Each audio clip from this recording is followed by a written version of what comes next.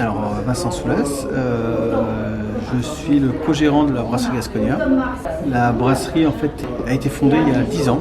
Pendant 2 ans, j'ai travaillé tout seul. Ensuite, Nathanaël Rogier, donc mon associé, est arrivé. Puis après, on a continué à se développer. Aujourd'hui, on est une entreprise de 6 personnes. J'ai reçu un jour un coup de fil. Une personne qui disait ouais, est-ce qu'on peut visiter votre brasserie? Et donc, cette personne est venue à la brasserie, on a discuté beaucoup. Et puis à la fin de l'entretien, il m'a dit ouais, j'ai à peu près la même idée, j'ai envie d'en lancer une brasserie. Maintenant, soit on se tire la bourre, soit on voit si on peut faire des choses ensemble. Donc effectivement, soit on travaille chacun de notre côté sur soit on mutualisait un peu nos... Alors c'est jamais vraiment tout seul. Il y a toujours effectivement le cercle familial qui peut aider. Comment dire, quand on est suivi par Pôle emploi, il y a toujours des formations à suivre ou un processus à suivre. C'est jamais vraiment tout seul. Après il y a quand même une grosse charge de travail qui reste à soi, mais non, on n'est jamais vraiment tout seul. C'était vraiment 300 mètres carrés de production.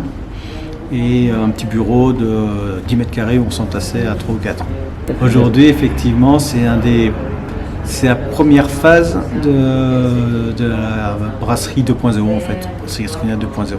Si on a intégré un bâtiment de 1000 mètres carrés qui correspond à 400 mètres carrés pour la production, 400 mètres carrés pour le stockage, là où avant on pêchait vraiment, et 200 mètres carrés pour un espace after-work, dégustation, boutique.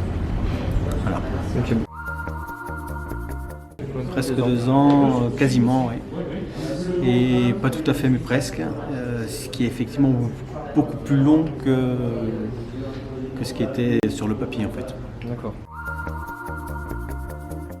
C'est pas... Alors, si on lâche un... Ce serait compliqué à expliquer si on lâche un métier, effectivement, pour faire ça. Là, le contexte est un peu différent. Le contexte, c'était pour rebondir. Et donc rebondir avec quelque chose qui me semblait être d'avenir et quelque chose qui me plaisait. Voilà. Donc après effectivement c'est pas forcément facile à expliquer, mais c'est pas non plus ça se comprend, c'est facile. Oui. De ne pas partir seul, ouais. Je pense que c'est à la fois compliqué et c'est, je pense, un peu la clé du succès. Parce qu'à 2, on fait pas 2 fois plus de choses, on en fait 10 fois plus. À 2, c'est là où la brasserie a vraiment commencé à se développer. Parce que quand il y en a un qui est sur la production, l'autre peut aller démarcher. C'est plus simple. Quand on a une idée, on peut la soumettre à celui qui est en face de nous. Si c'est une grosse connerie, il va nous dire. Si ça a du potentiel mais que ça doit être travaillé, voilà, c'est mieux. Voilà, après, c'est peut-être ma façon à moi de travailler. Ce qui fait que je préfère échanger avec d'autres personnes plutôt que faire dans mon coin. Et puis après, on n'est pas non plus bon partout. C'est-à-dire que moi je sais que le niveau commercial, c'est là où je pêche le plus.